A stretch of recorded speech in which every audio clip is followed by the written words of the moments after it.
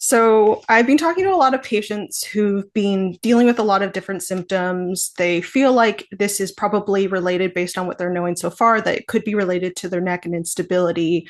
They've done a bunch of imaging, so CT scans, MRI, X-ray, and whatnot, and they keep getting the findings coming back considered unremarkable. So nothing's really showing up. Yet, even from my own experience, there were actually a lot of red flags that actually could be put together, or clues that would be making sense why people are having, symptoms that aren't able to be treated, rehabbed, and whatnot without the right care. So we're just going to talk about like what are those red flags. So we started off with just naming that the DENS alignment, the C2 inside of C1 being off on an angle, regardless of when you're in supine on positions, is not normal. That does typically mean that there's some neurological impacts. So what other types of like maybe less obvious red flags are part of that data as well that are worth paying attention to? Well, there's a whole lot of them. Be kind of difficult to get into all the little subtleties and nuances, but that's a big one. And sometimes that even creates, and this is again very subtle, is that you don't actually see that peg move into the canal where the brainstem is. Mhm. But normally the lining of the canal should be an oval shape. And sometimes you see that it's oval on the back, and then when it gets close to where that dens or that tooth is, it'll actually dip down like a little heart and go around, Mhm. but there's no direct contact, at least not visible on that slice of the MRI. But for that canal to lose its oval shape and to have a indent right where the dens is a subtlety that I see a lot as well with people who have these types of symptom patterns. And there's other things too, where blood vessels, mainly the vertebral artery, appear to traverse across the brainstem or the medulla, which is a known phenomenon that has been, published in literature. And even something like that, in absence of the peg being off center and the dip or the indent that I told you about, and other things as well, that is a relatively notable finding that I see regularly. And there is, like I said, medical literature that dates back, at least, logically to the 2006 era, Mhm. where they've described this and documented this on case studies with people with vestibular type problems. And even when I find that and see that and I annotate that, something like that, and I even provide the patient from wherever they are with the annotation, the explanation of what that is, and then also there's actually two journal articles that are peer reviewed and published that I will share with them to then bring to their physician, whether it's their doctor or a neurologist or a neurosurgeon or some kind of an interventional individual, and inevitably they'll come back and tell me that um, they're not willing to address that or even consider it because it's not deemed abnormal. And so they may well not be abnormal, but the fact that it's not even being addressed or given any attention, even in the presence of the medical literature that the patient brings to that scenario, really bottlenecks the patient and stonewalls them from a potential direction to go as far as getting relief. Yeah, and also like pursuing more information, right? Because Correct. often, even with people who are having quite severe symptoms and have some like, for me, it showed like RCVS, vascular inflammation and whatnot. There was a few findings that would make sense to what I was going through, but because it wasn't so like acute, like a major brain bleed, it was considered not to make, not to be, of any relevance. But at the same Or a time, I normal also think variant. yeah, and I think that when you start to look at like what is a person's symptoms, what is their history, but also like what are the impacts of persistent misalignment, right? So, it's not an acute injury where immediately something happens that is super severe, where it's like, okay, emergency, we need to intervene. But if that brain and those neurological structures are constantly getting restricted or constricted, or there's more pressure in your brain and whatnot, like how does that pair in differently? Because you look at cases like this is very different, but CTE, like people were their brains were breaking down and it wasn't showing on imaging, but because of that repetitive impact on the brain, it had a catastrophic effect. So it's not about like looking for the needle in the haystack and making a big deal about it, but when these things keep happening to our neurological structures over and over again, and our symptoms start to build up over time, that may be worth paying attention to, especially for some cases like yourself, where you've been able to do a lot of mitigations that give you a lot, there's a lot of upkeep, but it gives you so much more function and so much more of a handle on those impacts neurologically that you would be facing if you didn't have that information or weren't able to manage your condition in the way you are today.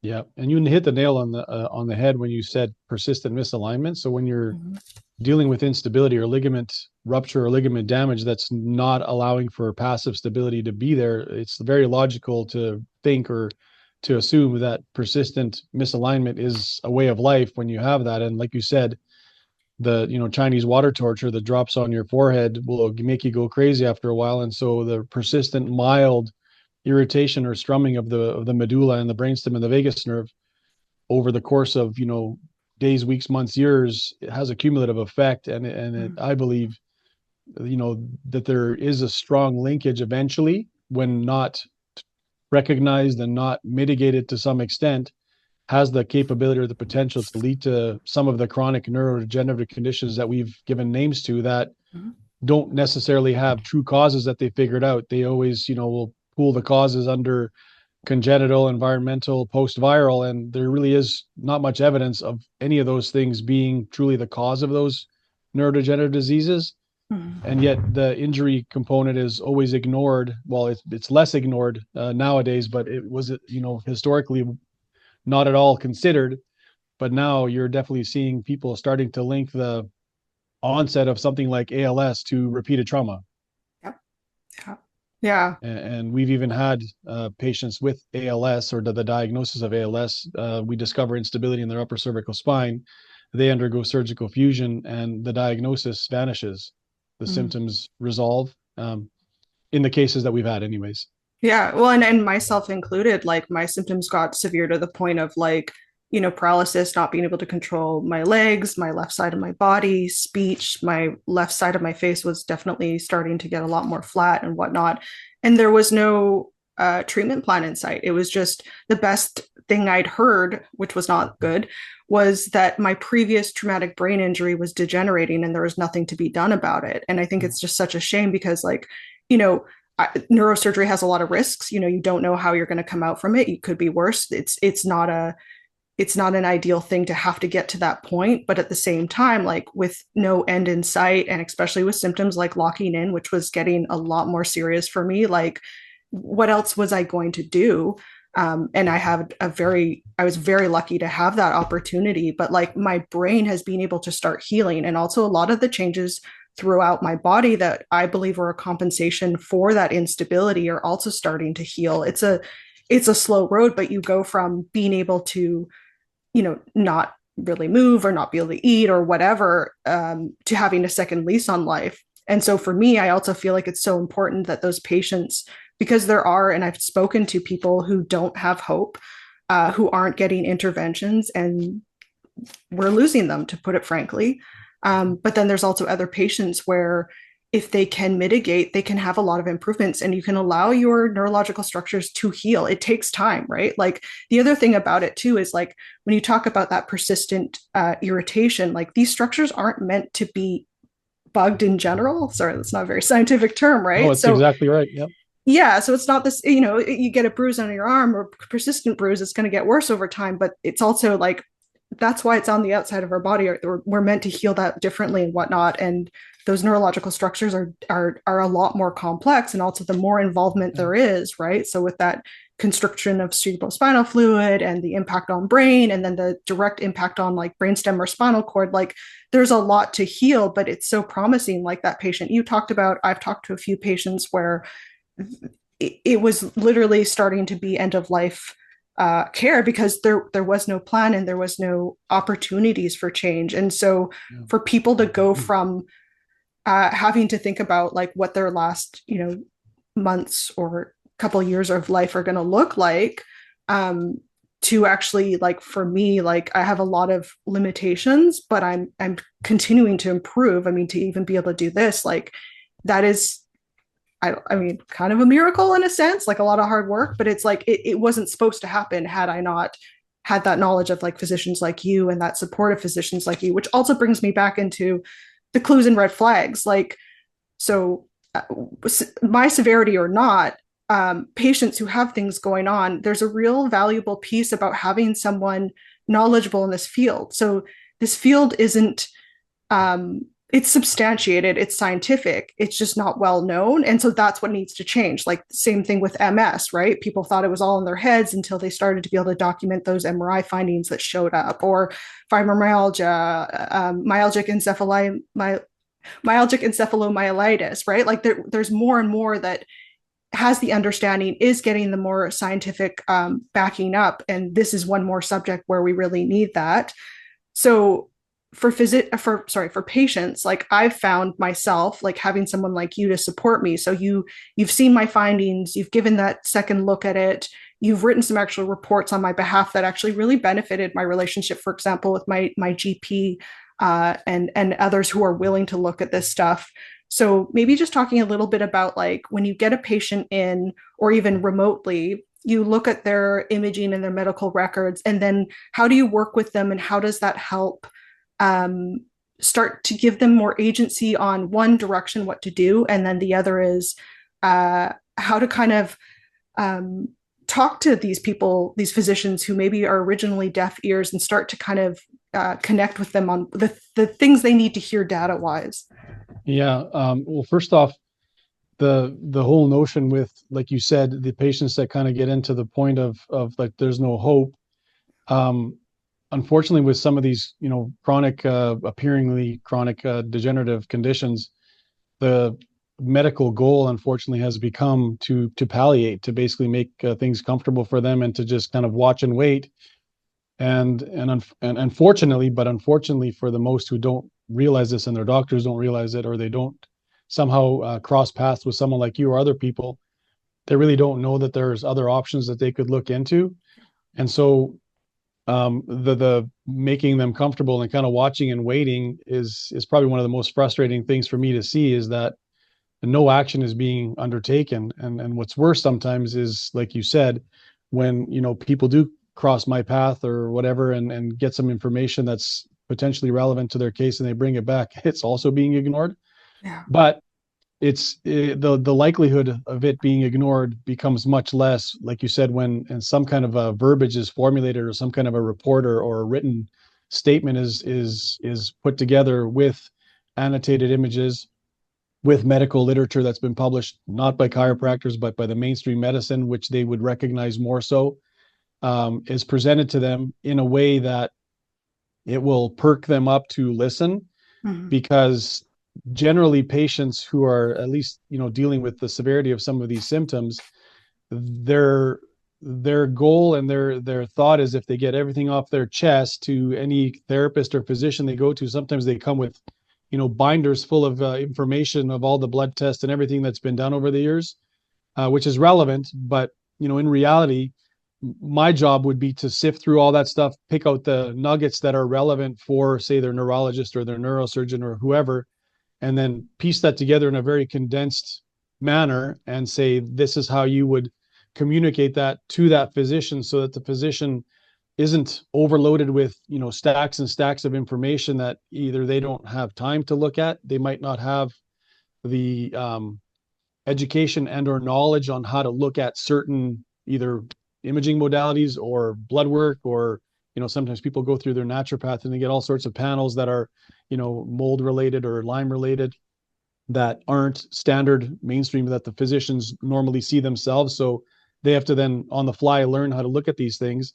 And if that can all be condensed for them and presented on a silver platter, so that they don't have all the extrapolative information that the patients want them to know, as if the doctor is going to be able to do something with that, then it ends up being much more effective in most cases. And even such, still sometimes they get stonewalled by the physician. And at that point in time, and this is something I don't like to do, is then I would, if they're willing or wanting me to do that, I would write something up for them that would help their doctor realize the potential negligence that they are conducting in not furthering investigations or furthering this process, because it is potentially life-threatening to their patient. Yeah, and condensing it down, like I think that Yeah, patients, we often feel like we need to be able to substantiate ourselves, so we try to put all our best effort in and come with all the information. yeah, Yet at the same time, even stuff that is actually, pretty pertinent gets ignored. And so I feel like patients often are like confused on how do we address this and whatnot. And as you said, like really highlighting those points, because the problem is, especially for patients as this condition progresses, we become complex patients. We have yeah, complex chronic health.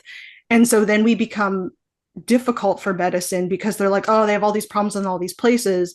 And so then looking at the neck just becomes one more thing. And also the threshold, especially in Canada, I don't know about elsewhere, for intervention related to the cranial cervical junction is insanely high. And I've spoken to patients, or a friend of a patient I'm thinking of now, like who they advocated for her for 6 years. And by the time she was approved for that fusion, she was considered unsafe and unstable to have that intervention. So she's not here today.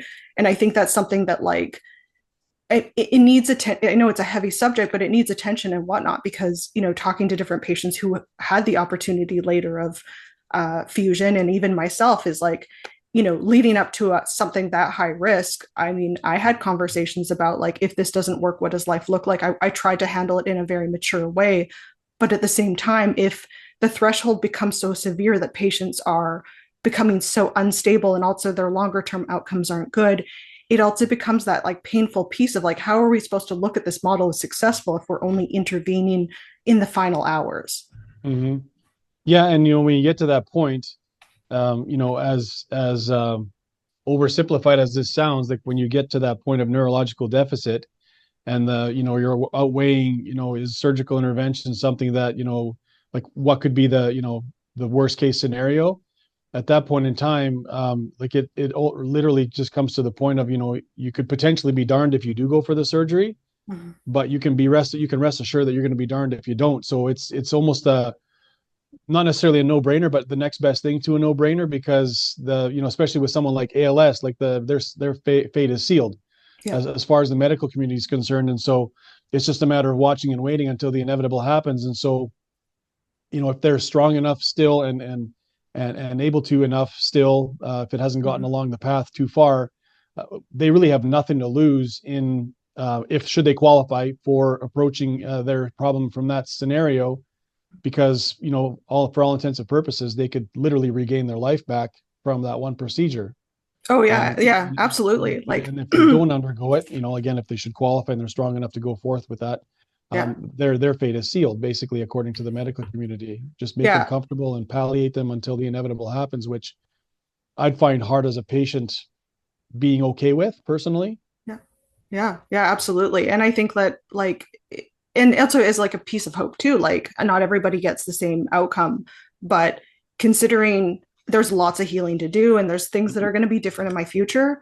But considering the amount of things that were so severe that actually have pretty much reversed, like the locking in, like the paralysis, I still have some motor challenges with sensory and whatnot, but like it is miraculous. And that said, also too, for patients who that does not need to be their intervention, like you can have a lot of neurological symptoms. And actually, let's maybe quickly go over the symptoms you see with patients. I think that that's also really important. We've kind of talked about specialists prior, but like that people can actually, with continuing to treat it, actually have a lot of neurological healing as well. So maybe just a bit about like what kinds of symptoms people are having when they're coming in to see you. Absolutely. The common ones are headache, base of the skull at the back, sometimes traveling over behind the eyes, and Yeah. sometimes the whole head, including the temples.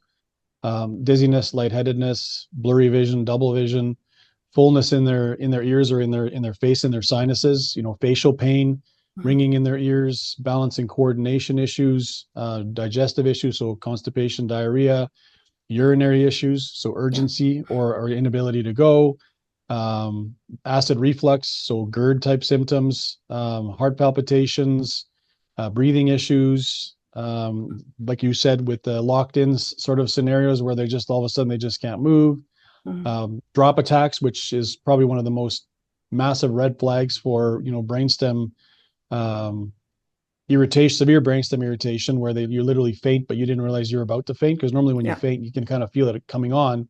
Whereas a drop attack is you just kind of wake up on the ground and go, how did I get here?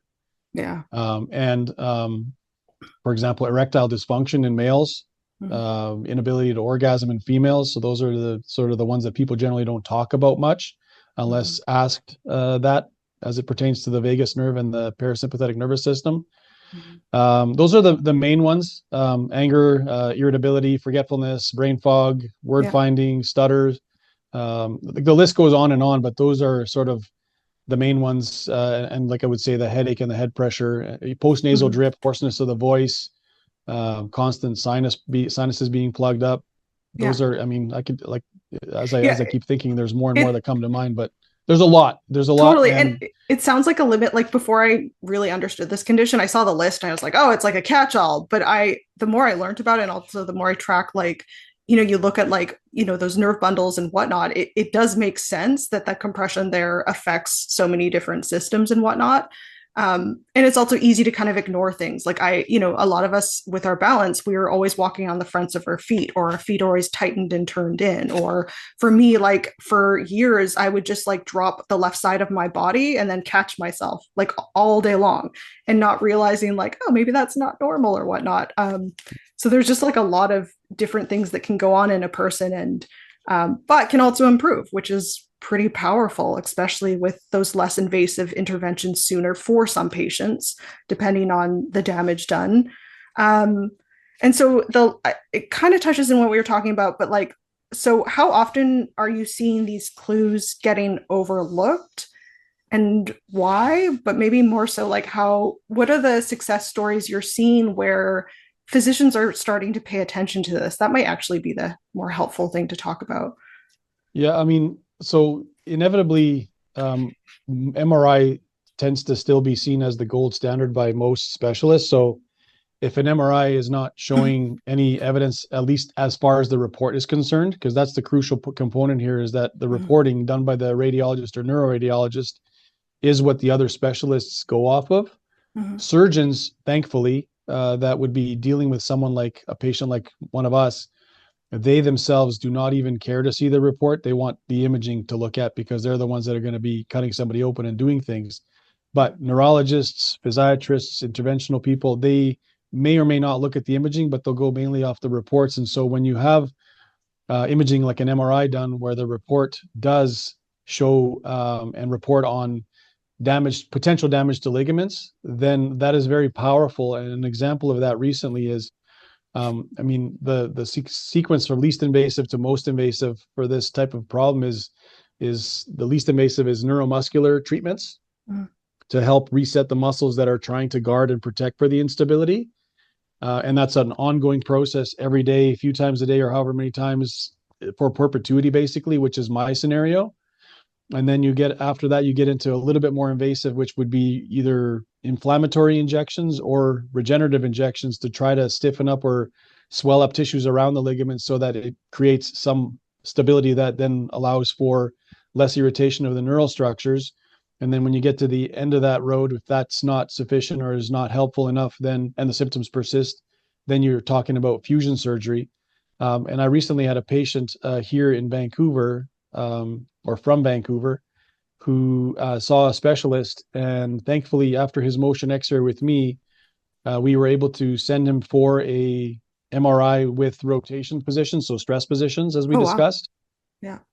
And the radiologist or the neuroradiologist did report on the one side alar ligament being indistinct, or that there was a void or a high intensity zone, which would indicate that there's a likely rupture to that ligament. Mhm. And so he put that into the report. My patient went to the specialist locally in Vancouver, and the specialist basically said to him, and this has been 10 years in the work in the makes, but he said, you have ligament damage in your upper neck, and we here in Canada are starting to recognize it, but we're not proficient and trained and experienced in doing interventional injections at that zone. So Meaning one thing like that's the in above C1, C2? C2, Yeah. no, just C1, C2. That's Okay. that's the golden zone that unfortunately most people have the worst instability at. Mhm. And further, unfortunately, that's the spot that's the most risky to inject when you're doing interventional medicine because there's the vertebral arteries to deal with. And the And most so it, severe symptoms typically come from that zone. yes, yes, Yeah. exactly. So if somebody has these injections done somewhere, wherever that would be, and they're told that the entire neck is done, I would say pretty much every time that I get those patients to inquire specifically, was C1, C2 done? The answer is no. So they'll skip over C1, C2 and go above that to this, between the skull and C1, and then go below that C2, 3 and down.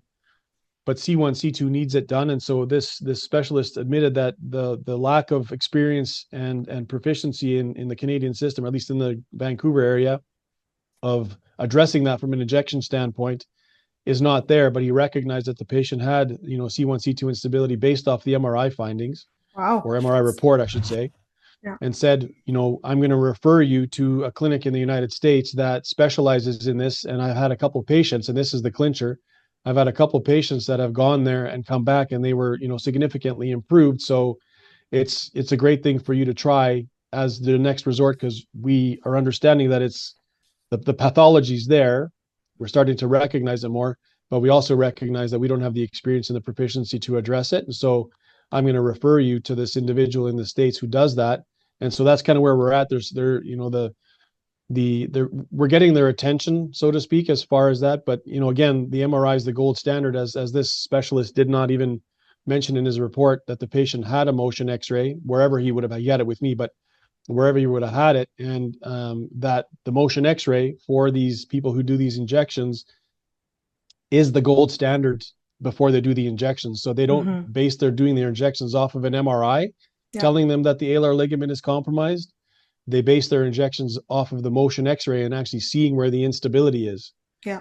And so at some point in time, this specialist in Vancouver, will start to learn that, putting in his report that the motion X-ray shows the instability, and it's confirmed then by the MRI that there's ligament compromise. That's going to be the clincher for this system, because understanding that and knowing that the patients need the motion X-ray, because that is the gold standard for detecting instability, Mm-hmm. and that the interventional people who do the injections require the motion X-ray prior to doing the injections and not an MRI, is going to be a very strong turning point at some point in time. Absolutely. And it gives so much information together, right? Because you're based on how your neck's moving, you see a lot of what's happening in multiple vertebrae and how it's happening in conjunction. And that's such a powerful piece. I'm just curious, the stress MRI, so the rotational, where did he receive it? In Alberta. Oh, okay. So he had to travel for that. And then the other piece too is, from what I've heard, I'm guessing he had PICL. That was the patient, you mean? Yeah. The patient hasn't gone yet. Oh, gotcha. Just Okay. the He's ref- just just the referral is referral. made. Okay, that's Yeah. great. But And also, we're, does it? on a side note, we're working together with an MRI facility in the Greater Vancouver area who is considering doing the rotational stress MRI as well right now, and so that's kind of in the works. That's really, yeah, that's really good to hear. It's really hopeful. Access is everything. Information sooner. If somebody has like C1, 2 instability through all their ligaments, so let's say like my case was like no intact ligaments and the membrane was also trashed, can they are they ever able to do like the regenerative medicine? Do you know of any cases? Oh yeah, yeah, Okay. Yeah. Oh, interesting. yeah. So The knowledge of how a patient like that then responds, yeah. that's still sort of well, I guess it's not documented in a way where, you or I could pull up some kind of a database or some kind of a publication to say, these are all the ligaments that were damaged based off of a motion X-ray. Mhm. And then this is the procedure that was done by whatever specialist facility that does that. And we addressed all those ligaments. And here's the outcome. Like, this is, I mean, even though it's, at least to my knowledge, at least 10 years in the working, that this has been sort of available and being, pushed forward as an option. Mhm. It's still quite fresh and quite new, and they're still, learning on the fly as we do these things. Oh yeah. Yeah. And I've So I also don't heard know. too, it depends like how much neurological compromise you have, how stable your condition Yeah. is. Yeah. Like, can your body tolerate an aggravation of symptoms, for example? There's a So lot of yeah, factors that yeah. it's not cut and dry, right? And so the Mhm. duration of the inflammation, the duration of the brainstem compression, the severity of the symptoms, the level that you're at when you go do get the injections. And like you said, you have fusion surgery and it takes, 14 months for things to slowly feel like they're actually healing on a deeper level. Because Mm-hmm. when the central nervous system is irritated and compressed and compromised for so long, it takes a long time for that refractory, background irritation within the central nervous system recalibrate and restabilize, and then start relearning how to properly transmit information and have the functions occur. Just to actually like get that healing started too. And yeah, like for a lot of us who have like a lot of muscle tightening and kind of more dystonic symptoms, like your body has to heal enough that that pattern can start to shift, and then that further healing. And also like I've heard of other patients, including myself, like a lot of the body work I have to get done is like persistent misalignments through my body because of those adaptations and whatnot, that relearning and the scar tissue and adhering.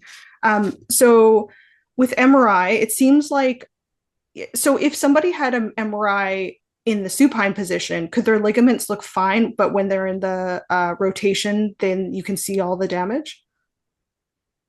Yes and no. Okay.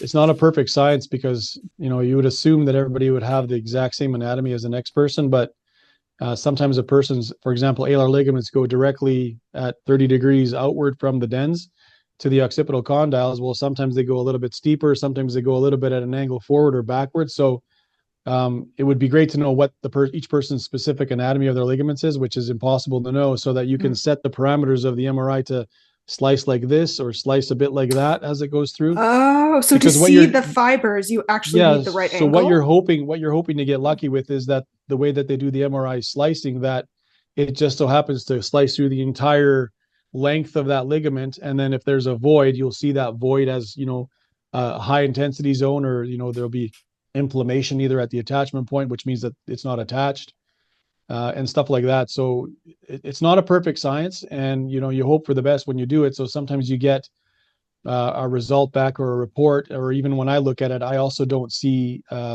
visible lack of ligament in a certain spot, but yet the person still has the symptoms. And so does that then mean that they don't have a damaged ligament? Not necessarily, because they present with the symptoms. They have the motion X-ray, which has shown that laxity because of the excess motion that they have. But unfortunately, when the MRI is done on them, again, whether their ligament is not exactly in the same orientation as the next person that those parameters then would be set for, then you actually get to not see the full extent of the damage to the ligament. And other people, like this example I told you about, his was very visible. That's really interesting to note. Just like all of that specifics on anatomy. Are also certain ligaments harder to see than Oh others? yeah. Well, they're tiny. Like we're talking 1 millimeter, 2 millimeter ligaments, Oh, yeah. and when the Yeah. MRI slicing is set at 3 millimeters, you might skip over a ligament just because the slicing goes slice, skip 3 millimeters, slice, skip 3 millimeters, slice. So in Wow. an ideal world, we'd be doing a 0.5 millimeter slicing, Hmm. and in varying planes. For example, you can request when you have send someone for a lumbar MRI to do the axial slicing in the disc plane as opposed to the vertebral body plane, because of the lordosis, the discs aren't all in the same alignment, and so Hmm. they can set the parameters to slice through the disc, so you can see if they have a disc herniation, versus if this is the disc and the slice is coming diagonal through it, you don't actually get to see the full magnitude of whether that disc is herniated or bulged unless you get lucky. Yeah, and I guess the DMX is a really good starting off point because you have that information to say something is moving here. So that kind of gives data in combination with the symptoms. And if a Yes. person has like a 1.5 Tesla MRI resolution versus a 3, how big of a difference are you seeing in that? Not much. Okay. Interesting. I didn't expect that. Not much. Um, and the harder to see structures, like, are they equally important, more important? I guess anatomy plays in as well.